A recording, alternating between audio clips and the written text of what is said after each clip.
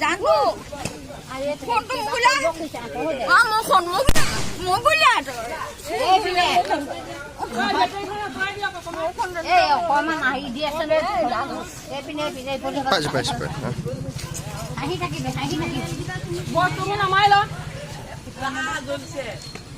আমাৰ মাজত আমাৰ গাঁৱৰ পৰা ওলাই যা পিয়াচী শইকীয়া আজি আমাৰ গাঁৱলৈ এটা ডাঙৰ গৌৰৱ কঢ়িয়াই আনিছে আমাৰ গৌৰৱ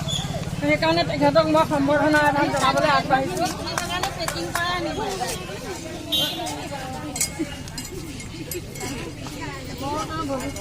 উজ্জ্বল ভৱিষ্যত কামনা কৰি তেওঁ